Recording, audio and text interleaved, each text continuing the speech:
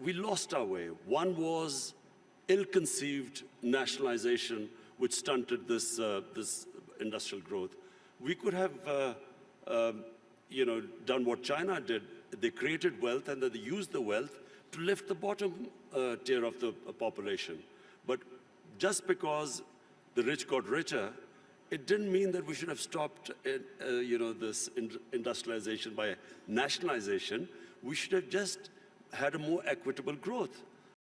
Excellencies, ladies and gentlemen, Prime Minister Khan, it's a great pleasure to welcome you to the annual meeting, our 50th anniversary, for the very first time in your capacity as your country's Prime Minister, even if it's not your first time with us in Davos as a political leader. I had the pleasure and privilege of visiting Islamabad last summer and meeting you when you were less than 1 year into your mandate as Prime Minister. Pakistan had just agreed on a bailout with the IMF, and the country's economy was at a turning point. Despite spiraling challenges on the economic and geopolitical front, you maintained the vision you had outlined in your successful election campaign, a new Pakistan with an economy, institutions, and leadership that work for all of the country. Today, 6 months later, I believe you have a powerful story to tell the world, one in which a country in crisis has been able to pursue one of the most ambitious programs of social, economic, and institutional transformation I have witnessed. Instead of using the economic crisis to justify cutbacks, you used it to change the way the state collects taxes, the way it shelters its poor and invests in its youth and the environment, and to set new standards of integrity in public lives. Pakistan's ability to emerge from hardships stronger than before is the testament to the remarkable resilience of its peoples. Based on this, it is my great honor, Mr. Prime Minister, to welcome you here to the lectern. Thank you.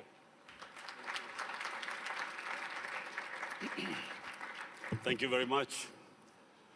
First of all, I would like to thank the World Economic Forum for providing me this opportunity to speak to world leaders, business leaders, media people, to give the Pakistan perspective to the world. So I want to thank you specifically for that. Let me just start by saying that I am almost as old as Pakistan. Pakistan was only 5 years older than me. So I grew up with the country. And the country I grew up was supposed to be a welfare state. The founding fathers of our country wanted Pakistan to be what was called an Islamic welfare state. And as I grew up, I had no idea what a welfare state was. So it was when as a teenager I went to England. That's when I first discovered what a welfare state is. It's humanity, it's caring about the underprivileged.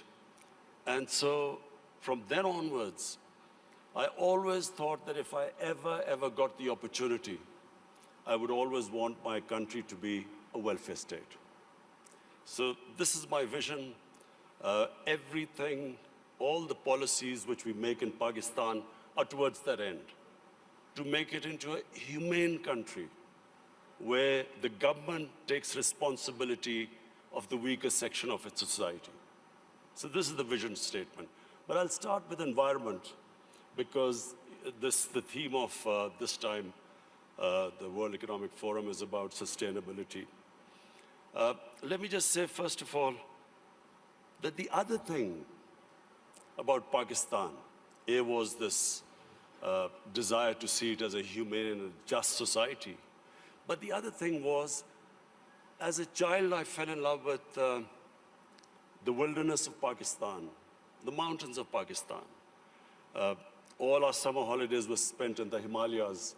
And so from that time onwards, what I loved about Pakistan was its wilderness, its mountains.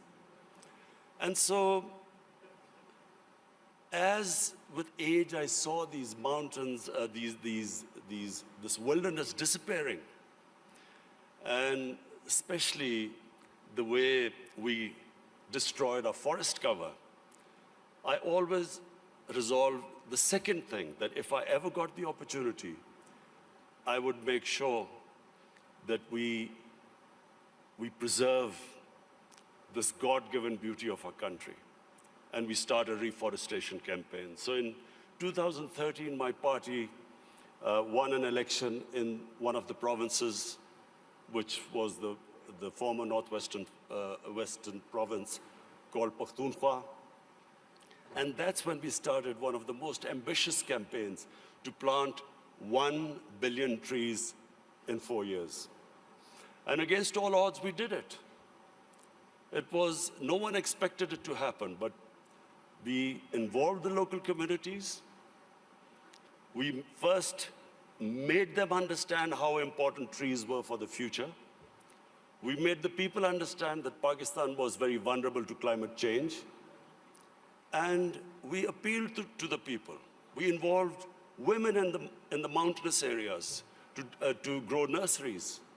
And it became one of the most successful campaigns in our country's history of forestation. So we planted 1 billion trees. So when I became the Prime Minister, I resolved that we would plant 10 billion trees in Pakistan in the next 4 years. And this is now our objective. The experience we learned from the KP province, we are now using that experience to grow these nurseries, involve local communities, especially involve women, because they were very good in planting, developing and planting nurseries. So, why is it important for us to grow trees? For 2 reasons. One, as I mentioned, that Pakistan is vulnerable to global warming. Secondly, in our cities, pollution has become a silent killer. So unfortunately, there was no plan before, and our cities got very polluted, specifically Lahore, which had the pollution levels like Delhi in India, rose high because for some reason, our planners removed 70% of the tree cover of Lahore in the last 10 years. Apart from the environmental aspect now, the third thing I realized, that you cannot make your economy grow unless and until there is peace and stability. Pakistan in the 80s became part of what was the Afghan Jihad. Pakistan became allied with the US to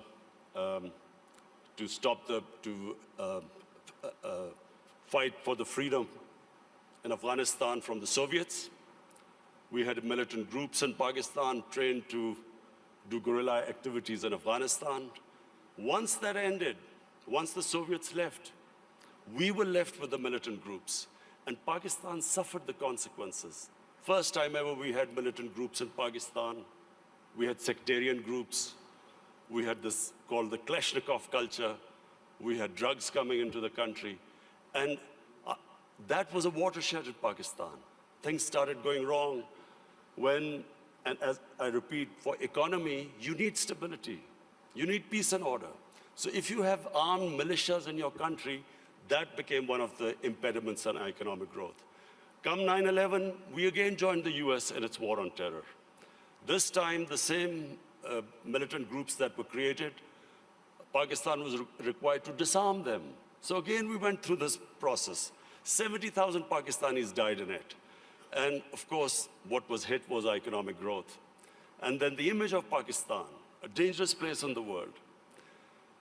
So when I assumed power, I decided, my government decided that from now onwards, Pakistan will only partner another country in peace.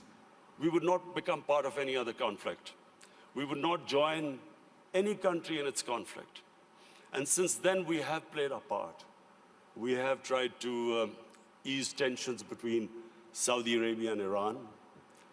I also tried to, between the United States and Iran, we tried to do our part, play our part in easing tensions. In Afghanistan, in the peace process now, Pakistan is partnering with the United States to get the Taliban to talk to the Afghanistan government. It is the nearest we are to some sort of a peaceful solution in Afghanistan. The third issue, economics. When my government came into power, as you mentioned, we inherited the worst economic crisis in our history. The biggest current account deficit, the biggest fiscal deficit, where almost reserves which would have lasted a month. Since then, I must pay tribute to my economic team. And of course, we took very tough decisions. I have been in public eye for 40 years, but the sort of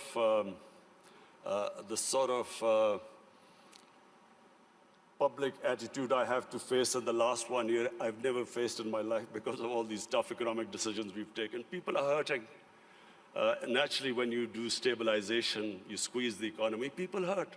But we have gone through this very tough period. And mercifully, our economy stabilized. The rupee that was falling, it's now, in fact, in the last few months, it's gained a bit. Our stock market has gone up. Investment in Pakistan year to year has gone up by 200%. So things are we are in the right direction, although I have to say we still have a lot of hard work to do. This year now, we are looking towards economic growth.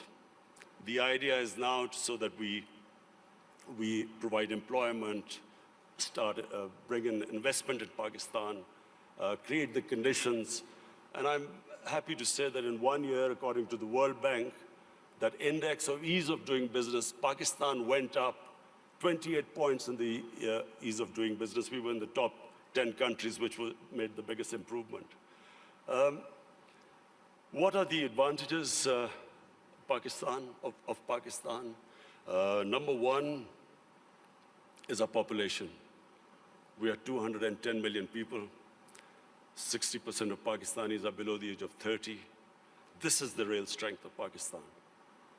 Unfortunately, we have neglected this young population because we did not concentrate on skill development, equipping them to employ themselves, become entrepreneurs, provide young people to the industry. But now we have started a program of skill development.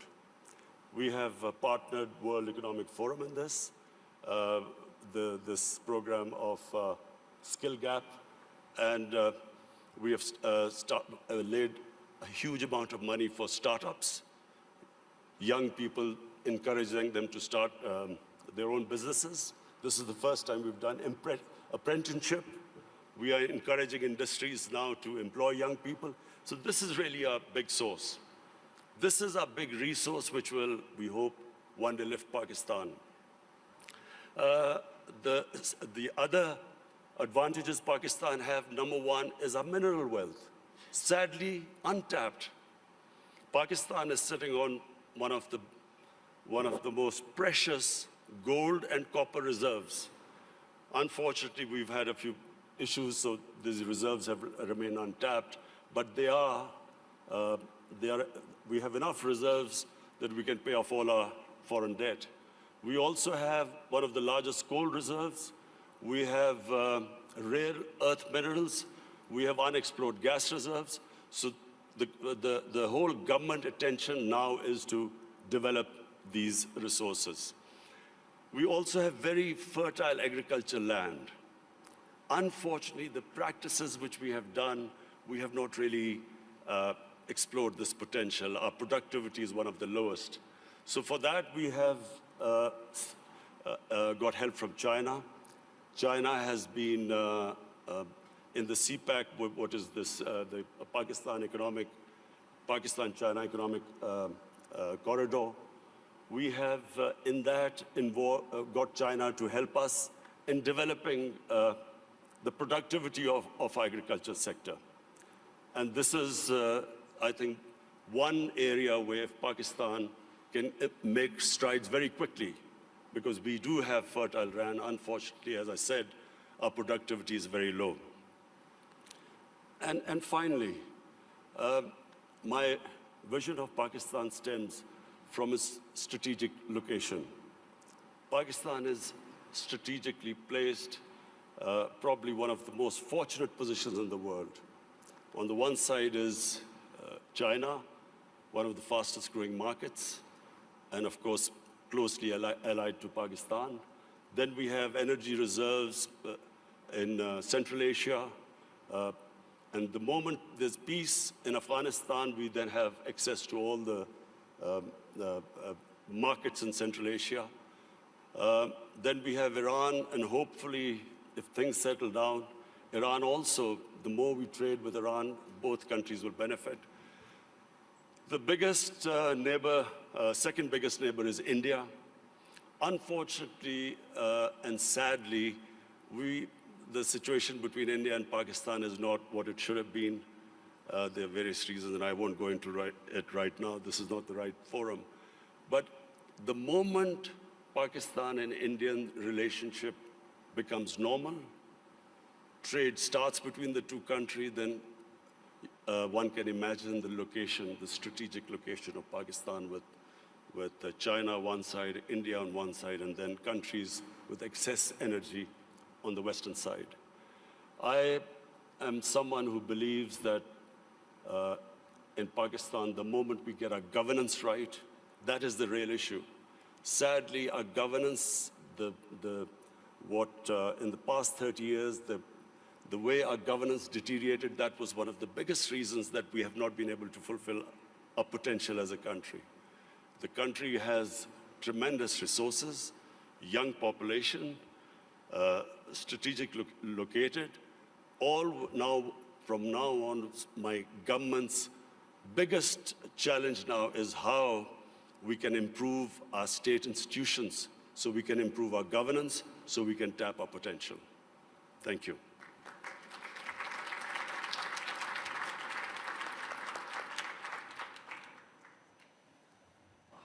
Thank you very much, Mr. Prime Minister. Thank you for sharing results and vision for your country. Also very impressive, without any manuscripts, so eloquent, laying out your visions. Last year, foreign direct investments to Pakistan increased with 70%. I guess this is also related to the fact that you alluded to in your speech that the security situation is much better. I think also the energy supply is much more predictable. So what is your interpretation of this increase in FDIs? Do you want more FDIs? And are you pretty sure that you're going to be able to keep the security situation at this level and also further develop and improve when it comes to predictability on the energy side? Well, you know, in 2019 was the safest year in Pakistan since 9/11. And when Pakistan participated in the US war on terror, the security situation deteriorated. And for a time, you know, there were bomb blasts going on, and there was no question of foreign investment coming in. There were foreign advisories from various countries. So we had a real dip in foreign, as understandable if you have a security situation that bad. So 2019 was the most, the safest year after 9/11. And that was reflected in our tourism. And between 2018 and 19, our tourism doubled in 1 year. And really, this is the great potential of Pakistan in tourism, which is untapped completely. Because Pakistan has historical tourism. It has that 5,000-year-old Indus Valley civilization, the Mohenjo-daro civilization, which is one of the oldest. Then it has religious tourism. It has some of the most sacred sites for Hinduism, Sikhism, Sufism, and then Buddhism. There's some, the center of Buddhist civilization was the Gandhara, which is north of Pakistan. So we have religious tourism. And then the mountain tourism in Pakistan, almost half the peaks, over 24,000 feet, are in Pakistan. So it is untouched as yet, and our concentration for providing jobs to people and improving the growth rate is now on tourism. In fact, without us doing anything, tourism has doubled, and people are finding it difficult to have hotels or places to stay. So we are now inviting tourism investment in tourist resorts.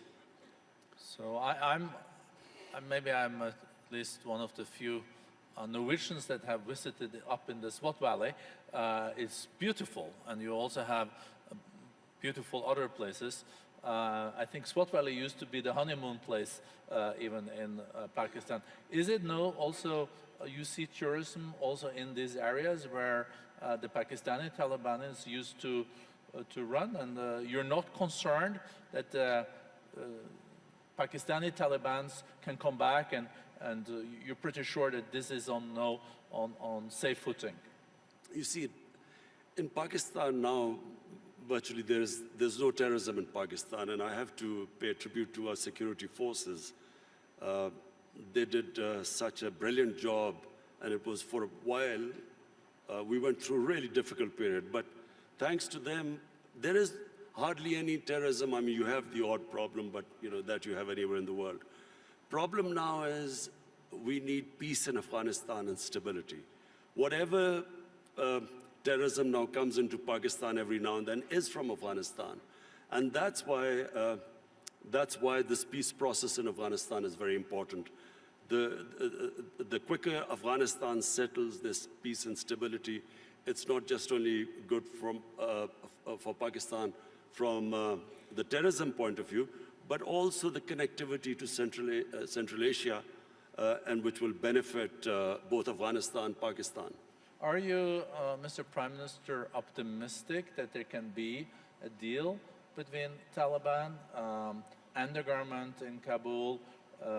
Americans are very much involved in this. You're also contributing. Is it possible this year? And do you think Taliban will also engage in a deal that will respect the rights of girls' education, women, and those areas where there have been progress in Afghanistan? Well, the first thing is that there has to be peace. And that can only happen if Taliban and the Afghan government, they sit together and there's a political settlement. That has to be the first step. Just my view, I do not think that, the saying that you only cross the river once. What was in 2001 is not going to be now the case if and when Taliban and the Afghan government come together, because so much has happened since then. So I think it would be a completely different scenario. But the most important thing right now, and it's not going to be easy, but it is the only option, that the Taliban and the Afghan government sit together. Whenever that happens, it will have turbulence, but it is the only way forward. There is not, and there never was, a military solution in Afghanistan. Mr. Prime Minister, as you also alluded to and mentioned, you have also initiated initiatives to have Saudis and Iranians de-escalating and trying to establish dialogues. You are able, as a nation, to have pretty good relations, both Iran, Saudi Arabia, UAE, and other Gulf states. If you look at the escalation that we have seen lately, some people even talk about this Middle East being at an inflection point. and there is no way back, and there are those that are more optimistic that there will be a de-escalation.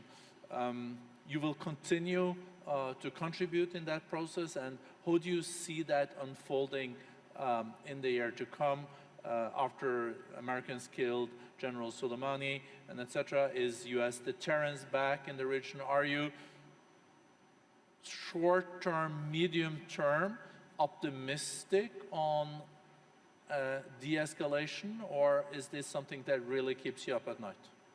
Look, let me just, first of all, make a statement. I do not understand why countries go to resolve their differences through military conflicts.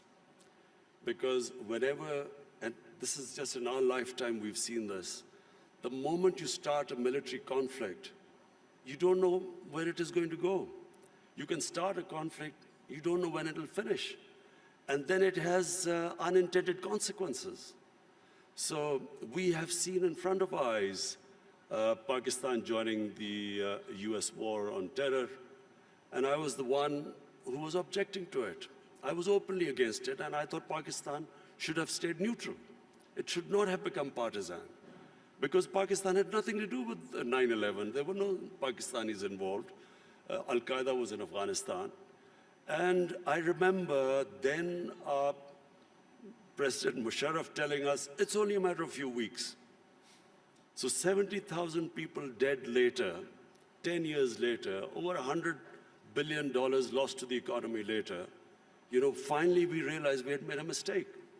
And the US in Afghanistan, 18, 19 years of this war and $1 trillion down the drain. So I do not think this is a way to resolve issues. And the worst thing that could happen is if there's a conflict between Iran and the US and its allies, it'll be a disaster. It'll be a disaster for us, Pakistan, it'll be a disaster. It'll be a disaster for the developing world because the oil prices will shoot up. Already we are trying to barely manage our budgets and our current account situation. Suddenly everything will be offset. It'll cause poverty in the world. And God knows how long it will go on. So, we in Pakistan pray that this does not happen. We have tried our best. We've already talked to Saudi Arabia, Iran, the United States.